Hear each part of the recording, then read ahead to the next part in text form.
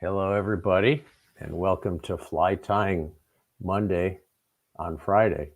Sorry, we had some conflicts this week, but I'm here with Tanner and Julia, who are lurking in the background, and they'll be helping read questions as we're tying today. So I hope everybody is doing well. We may not have as many people today because it's a Friday and we just announced it this morning. So apologize for that. It's been kind of a busy week. We have something coming up next Wednesday. Something that we're pretty excited about, and we think you'll be excited about too. But I can't tell you. I can't tell you what it is. So anyway, you want to make sure that you tune in to the Orvis social channels next Wednesday. You'll be hearing more about it, but again, I can't tell you. I can't tell you. So it's a top secret. But I can show you a fly. We can tie a fly today. I can show you a fly. And say hello, Julia and Tanner. Come on, guys. Hi. There she is. Everybody wants to see Julia. Just getting Instagram going, so I'll be right back. But nice to see you all. Happy Friday. Okay, and Tanner. Come on, Tanner. Come on out. Come on out and say hi, Tanner. Hello. There's Tanner.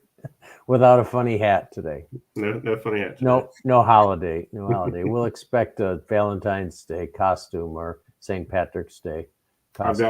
I've got one for both of those. Okay, good. All right. So today we're going to tie a wiggle hare's ear nymph, and it's actually not a fly that I've used that much, but I'm intrigued by it. I'm intrigued by the concept.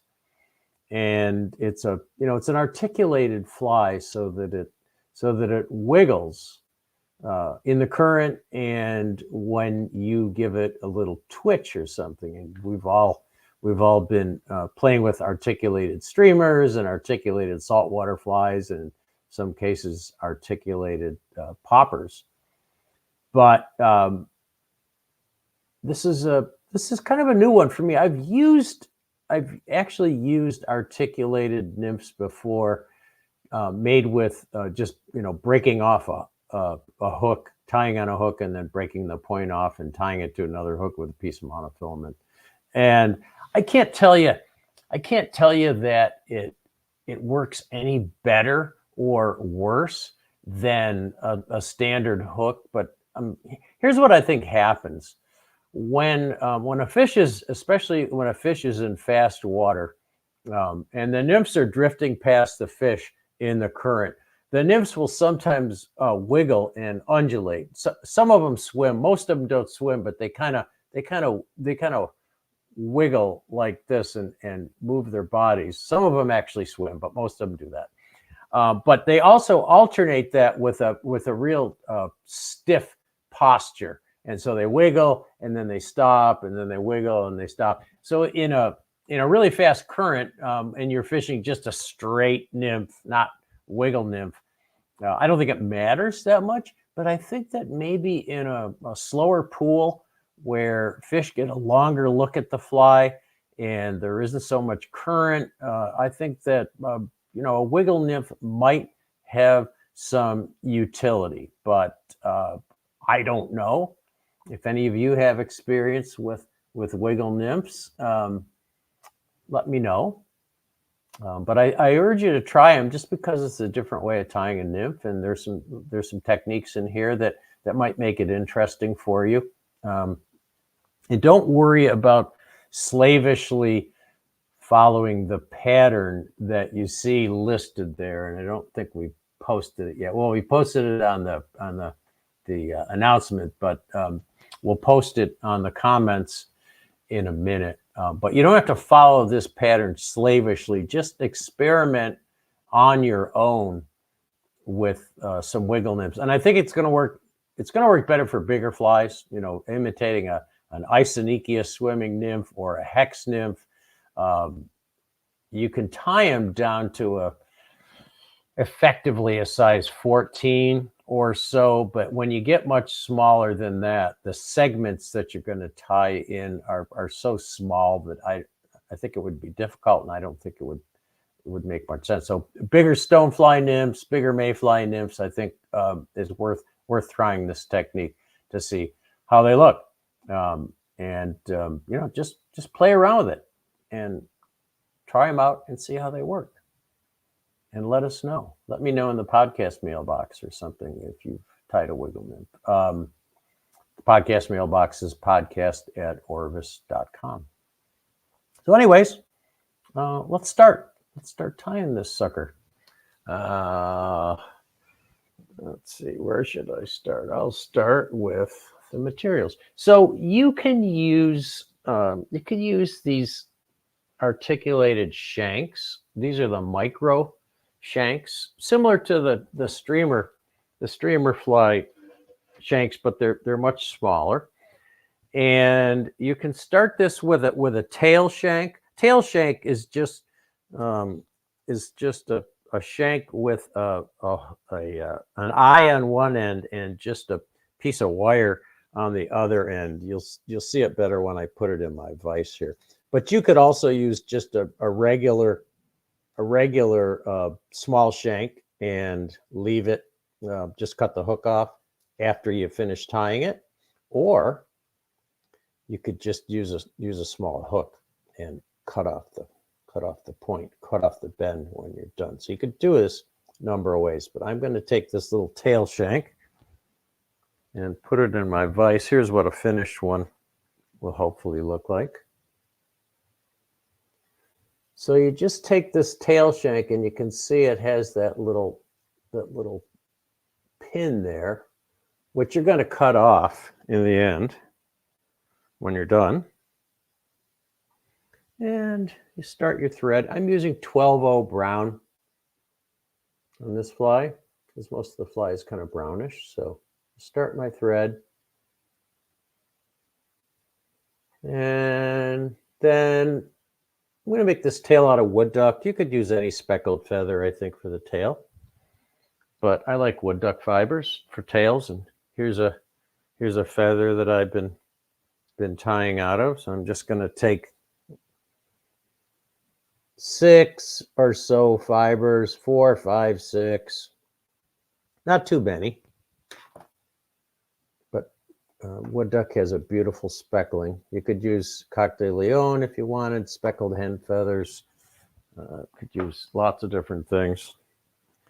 And I'm going to lay this along my shank and make it about as long as the shank. I don't like really long tails on my nymphs, so I'm not going to make it too long.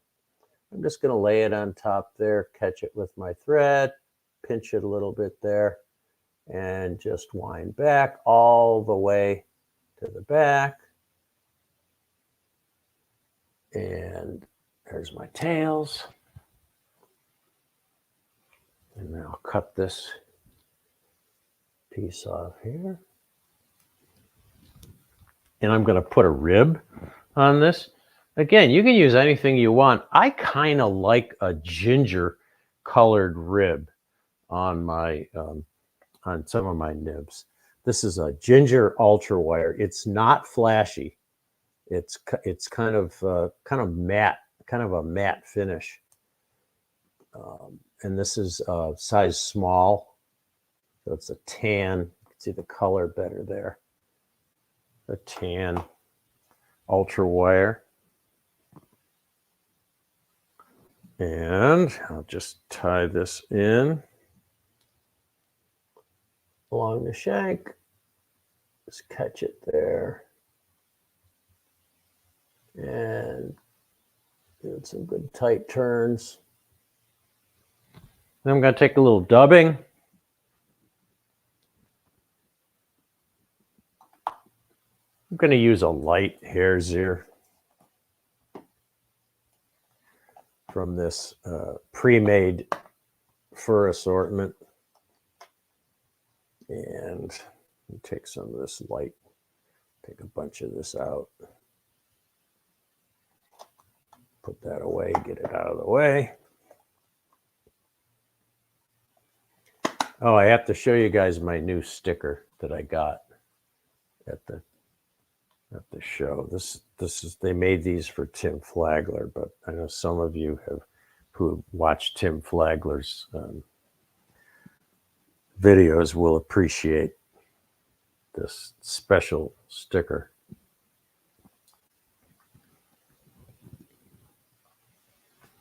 And I'll go back to the bend, or not the bend, actually the end, and put a little bit of a taper in here. So I'll start with just a real small amount of fur, and then I will add a little more. It might be too much, we'll see. And wind that forward.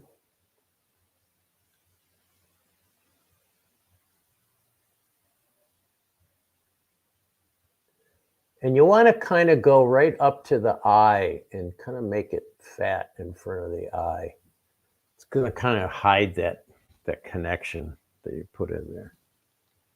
And then wind this ginger wire through there.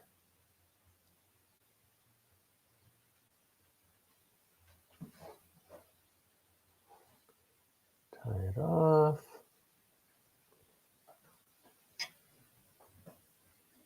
And either helicopter or cut it. I'll helicopter it today.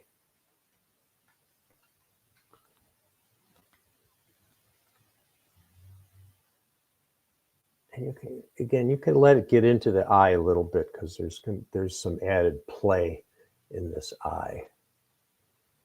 Give it 4 turns, whip finish. And then you probably want to head cement this now, because if you tried to head cement this later, you might get glue into your joint there in between the two pieces. So you probably should put a drop of head cement, and this will dry quickly. Just going to put a drop of head cement on there to seal it. And you could attach this right to your hook for a really short fly, but I'm going to put an intermediate. And if I want a really small fly, I'll just attach this to my front hook. But I'm going to put an intermediate section in there to make a little bit longer fly. So for that, I'm going to use one of these 6mm articulated spines. So this is your kind of your intermediate piece. And I have difficulty catching these in the eye. They're pretty tight. So I like to, and this is tricky with these little ones, but I try to bend that out just a little bit. Really hard to get in there. I need a slightly smaller pair of pliers for this. Probably could use a pair of, oops, that just went flying across the room. Okay, I'll deal with that later. That's totally gone. I'll find it with the vacuum cleaner someday. In the, once a year vacuuming of my fly tying area. I don't let anybody in here. My wife just walks by and closes her eyes. So I've got that little piece of wire there.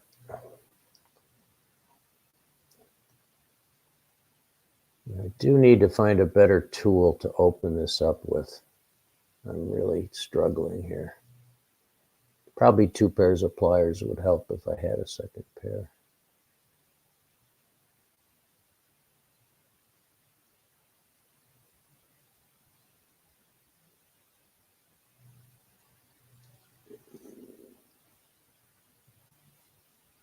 It's not opening up very well. All right, I think I got a little bit of an opening there, probably enough. We'll see. Oh, I didn't switch cameras. I'm sorry. I was just struggling with this little You guys should have told me. Or maybe somebody did. I don't think anyone minds just looking at your beautiful fly. So no, Uh, I don't even think we noticed. so now I got to take this little tiny thing and hook it on this shank. And you can see why I like to use a pair of pliers to open it up, but I got it. Got it through there. You want to keep your first piece in your vise, obviously, when you do this. So now I've got those connected, and now I can take this second piece and put it in my vise. It helps to have one of these Renzetti and Regal now make a vise that have that little cutout, so it helps when you're tying these little things. So that's not wiggling now, but that's because it's up against the vise. And then you use your thread to close that eye. Just put some pressure on it to close it. Oops. And those do sometimes cut thread. In fact, I'm going to go to heavier thread. I've got a brown 8/0 here. I'll finish it with 12/0. Now I've closed that, but these things are sometimes a little sharp. And then you want to go way back. You want to go way back on that piece there. Maybe I can adjust that a little bit. There we go. Yeah. You want to go way back because you don't want a big joint in front of these. And you don't need much to allow this thing to wiggle. And then you just make the same body segment here. So I'm going to take my piece of wire that I still have handy, and I'm going to attach that like so.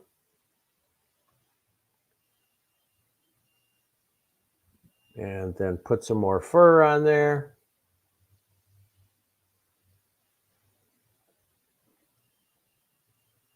And you don't need a taper at this point. You just want, you've already got your little bit of taper in your tail, so you just want to make this a little bit bigger in diameter. And you want to kind of jam it back toward that rear segment and up toward the eye just to hide the connection. And then tie your ribbon. It's very subtle, this ginger wire in here. Just enough to give it a little segmentation and a little added color. I'll helicopter this off. Come on. Come on. There we go. And whip finish here.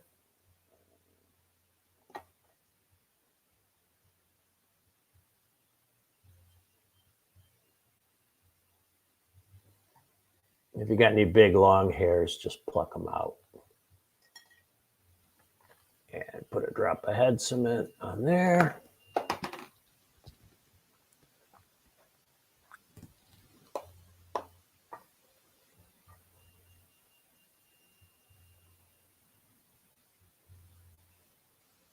Just a little bit, just touch the threads with it.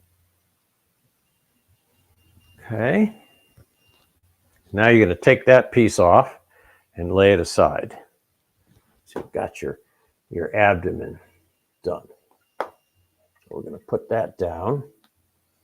And then we're going to take a hook.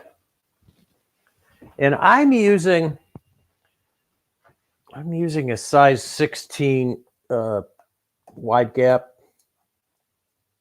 Could use a 14 too, I suppose. Maybe I'll use a 14 on this one. Not a hell of a lot of difference.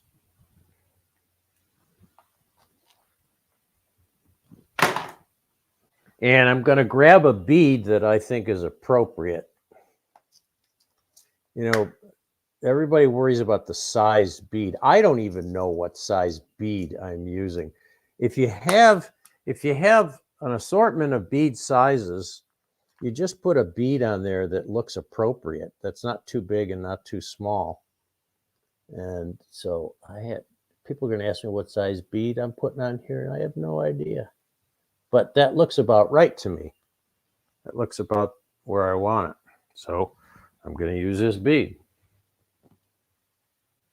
You know, you don't want it so big that it slides over the eye or makes the fly look unbalanced, but you don't want it so small that A, you don't get enough weight, and B, you can't get it over the bend of the hook. Of course, barbless hooks, not so much of a problem. And I think I'm going to rethread my 12-0 thread here. So bear with me, because I can't. Oh, there's my threader.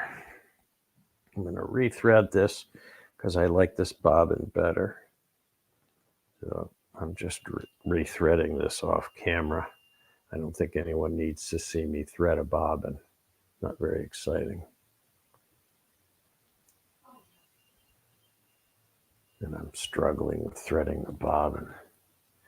You have that problem too? They need to come up with a better way of threading bobbins.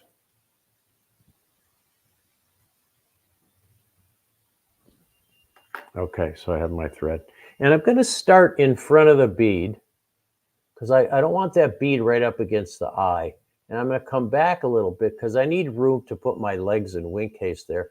And then I'm going to gently cross over the bead over the top. Try to keep the thread on the top. It's just to hold the bead in place for now, temporary fix. And then I'm going to leave my thread hanging there. And I'm going to use a piece of 5X tippet materials. Happens to be an old spool of Mirage. You could use 4X. The strength doesn't really, this is plenty strong. The strength doesn't matter because you're not putting any pressure on those rear segments. You're not hooking a fish on those rear segments. So it doesn't have to be anything super strong, but I think 5X works about right. And then I like to slip this under the bead. If I can see it here with this camera, yeah. And bind it down really well. You could put a drop of head cement in here, but I don't think it's going to come out. And then I'm going to take my body segment and thread it onto that tippet material, slide it down to the fly. And then I think the best way to do this is to take a couple of loose turns first and then adjust it. So, because I can still pull on that to adjust it, because I want it to wiggle, but I don't want it too loose. Just want it to be able to wiggle. I don't want it so loose that it's going to come and wrap around the hook bend or hook point. So that looks about right. So once I get that there, now I'm going to bear down on that tippet and secure that. And that's not coming loose. There's no way that's coming loose. With or without super glue or head cement, it's not coming out of there. Not in the pressure that's going to be put on it, which is virtually nothing. But because it's monofilament, because it's fluorocarbon, it's going to hold up. It's going to last. So now I got my wiggle part done. And the first thing I'm going to do is put my wing case on. So you can use a quill feather, a duck feather, nearly anything. I'm going to use this fulling mill bug back, or thin skin would be a similar product. It's a black, kind of shiny, very durable plastic. And just cut a little piece of that. About the gap, about the side, the gap of the hook. And then you have to remove the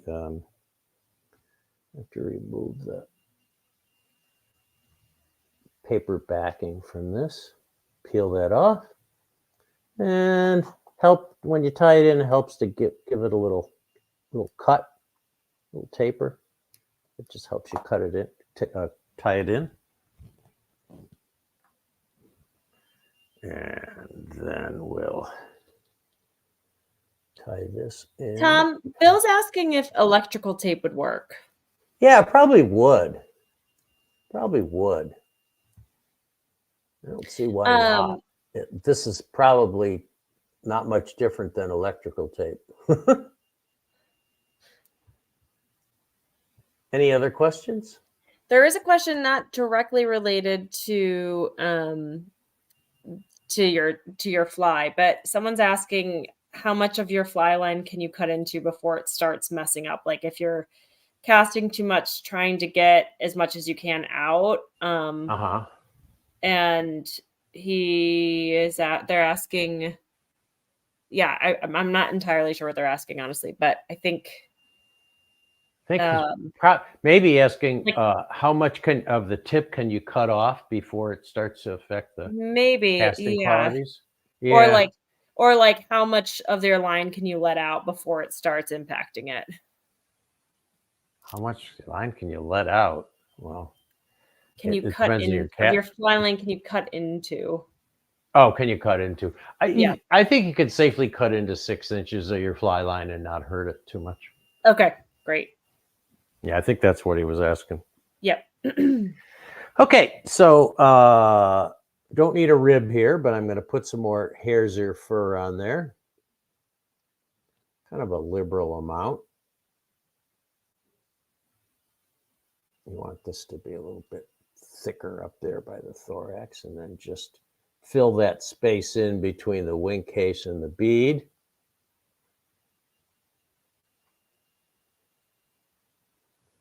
Like so.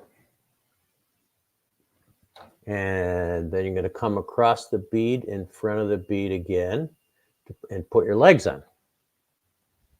So you can use anything for your legs. You can use speckled hen feather. You could use pheasant tail fibers. Any speckled feather, I think, works really well. I'm going to use partridge, Hungarian partridge. And I'll grab a small feather from down here. Don't need a big one. I'm trying to find one that's not. Some of these look like they got chewed or something. Yeah, that looks okay there. Maybe a moth got into these or something. And I am going to pull the fluff off the base just to get it out of the way. And then I'm going to come in with my scissors and snip off the center part of it. So I'm left with a little V shape.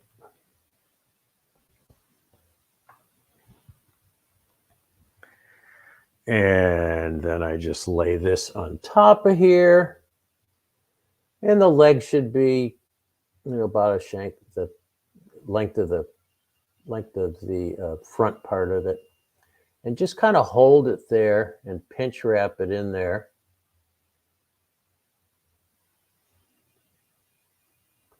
And lift up that feather. Make sure that you don't want to get any of that in the eye, which I did there, but I can fix it. And then just manipulate them so that there's about half on each side.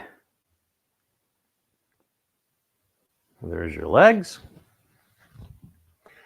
And then come right back against those legs. And then finally, you pull that wing case forward and that will separate those legs really nicely. And then just come over the top loosely and then pull down tight on that thin skin or that body, whatever it's called. Electrical tape. And you still got some wiggle back here. A little bit of wiggle. You don't want it too wiggly, but you want it to be able to move a little bit. And then lift this up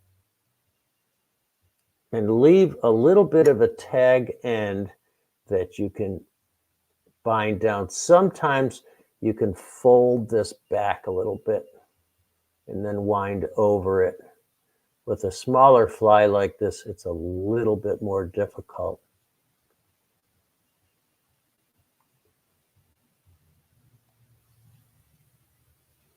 And then you whip finish.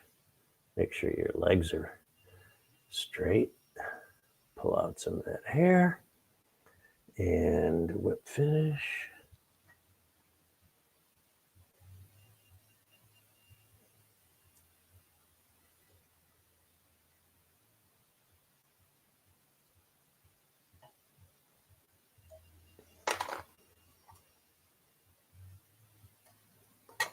Maybe stick a needle in there to make sure the eye is clear. You could use your cauterizing tool carefully if you wanted to. And there's your, move this camera a bit so you can see it from the top. There's your wiggle hares. Put a drop of head cement on there and we'll be done. And like I said, you could eliminate that middle section and just tie on a tail section here for a smaller fly, a shorter fly. Or for a really long fly, you know, I've seen multiple, 3 or 4 segments for like something like a hex nymph, a great big mayfly nymph, or a brown drake or something like that. But I think that this is about right. And that's, really it's an essence. I mean, it's tied on a 14 hook, but it's really a size 12 fly because it's pretty good length on there. So you really can't go too small on these things. You're just not going to be able to do it. And that's what it looks like from underneath. The bead is kind of hidden, but you got that weight. And that is the wiggle hares.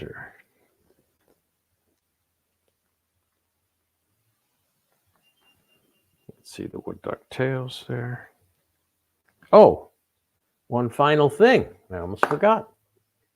I cut off this tail shank deal. There. Now that's not going to catch on anything. That's it. The wiggle hares here. I think I cut a tail off there too. That was dumb, but I still got a fiber or 2 left.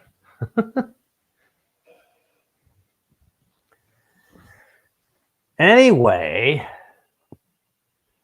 that is the fly. Are there any other questions that I can answer? Any techniques where you can use a large eye trailer hook slipped over the barb like in bass fishing? I don't know. I haven't never tried it, Gabriel. I don't know. I don't know. It's probably worth experimenting with. And Bill asked if I cut off that short bend piece. Yeah, I did. I just did that. So, yeah, there's a number of people that asked about clipping the metal leg off the tail, which I just did. Yeah, green drake nymph chase would be a good one to imitate with this kind of wiggle fly. Any other? Looks like we got all the questions, huh?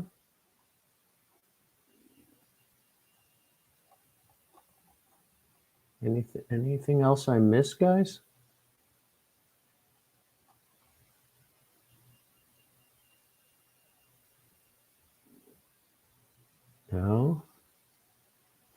Nothing else? Nothing else? Nothing?